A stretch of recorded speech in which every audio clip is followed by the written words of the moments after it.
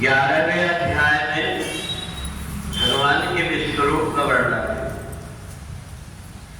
स्थाने ऋषिकेश ताव प्रकीर्त्या जगत प्रहस्य अनुरज्यते च रक्षांस भीतान दिशो द्रवन्ति सर्वे नमस्यन्ति च सिद्धसंग।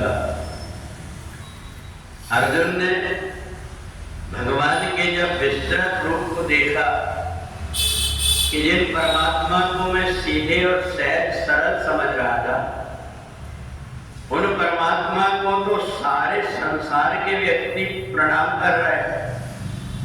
स्थाने ऋषिकेश ताव प्रकीर्त्या, परमात्मा की महिमा केवल एक जगह नहीं दिख रही, पृथ्वी लोक में, पाताल में और स्वर्ग में सब हाथ जोड़ करके भगवान को प्रार्थना कर रहे हैं। और जगत प्रहस्य अनुरज्यते च, सारा संसार परमात्मा को देख करके प्रसन्न हो रहा है। कोई परमात्मा का जन्मोत्सव मना रहा है, कोई परमात्मा के भजन कीर्तन में झूम रहा है, कोई एक दूसरे को भगवान की बधाई दे रहा है।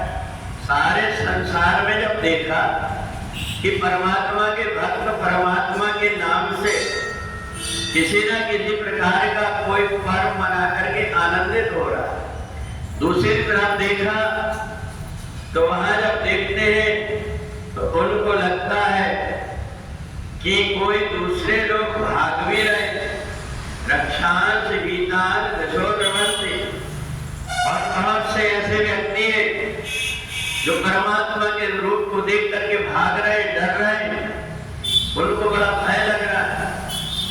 तो जब अर्जुन ने देखा कि जो भाग रहे वो राक्षसी प्रवृत्ति के व्यक्ति हैं, जिन्होंने अपने जीवन में परमात्मा को जोड़ा नहीं, उनको ये लग रहा है हमारे मरने के बाद में भी हमारी दुर्दशा होगी और जीते जी भी हमें कोई आनंद नहीं मिल पाया।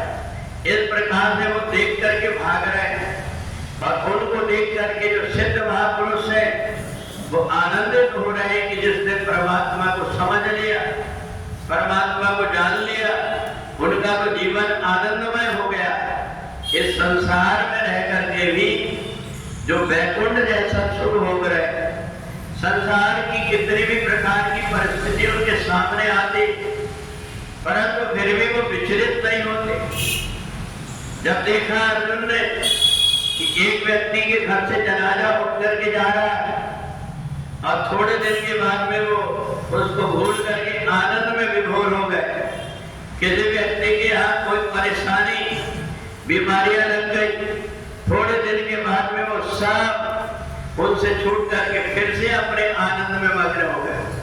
तो अर्जुन को देख करके लगा कि संसार में परमात्मा से जिसका नाता बना हुआ है, कोई भी प्रकार की परिस्थिति आए पर उसके मन को विचलित नहीं कर पाता। और दूसरा वो ये भी देखता है कि जो कुछ भी मेरे जीवन में संकट का समय आया, परमात्मा ने इतनी हिम्मत दिया, ऐसा लगा कि मेरे पीछे कोई खड़ा हुआ है। तो इसलिए सारी बातों को भूल करके वो परमात्मा की भक्ति में आनंदित हो रहा। भागता कौन है?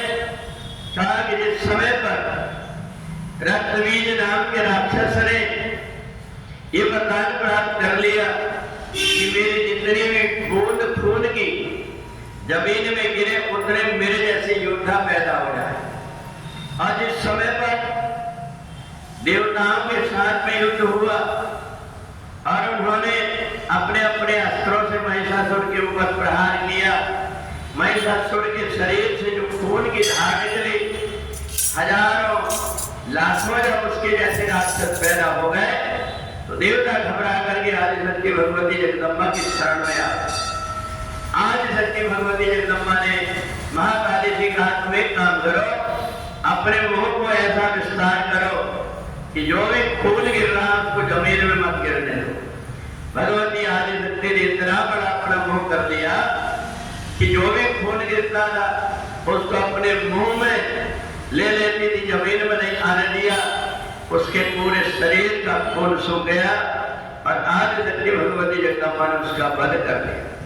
तो जब अर्जुन ने देखा कि परमात्मा के अतिरिक्त जहां कहीं भी अपना मन लगाओ परेशानी होगी, इसलिए जीवन में जितनी भी परीक्षाएं हो जाए, परंतु परमात्मा को जो नहीं छोड़ता उसके जीवन से आनंद कभी जा नहीं पाता। हर समय एक घटना से वो दुखी रहता है और थोड़े दिन के बाद में वही व्यक्ति नाचते कूदते आनंद मनाते इसलिए दिखता है।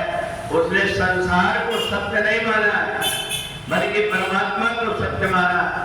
जिसने परमात्मा को सत्य माना है उसके जीवन में थोड़े समय के बाद अपने आप आनंद आ जाता है। तो इसलिए भगवान ने जो अपना विश्वरूप दिखाया, इस विश्वरूप को दिखा करके अर्जुन को ज्ञान करा दिया कि चाहे युद्ध के समय, चाहे सुख के समय, चाहे दुख के समय परमात्मा की शरणागति जो ले लेता है उसकी दुर्गति नहीं होती। बोले वृंदावन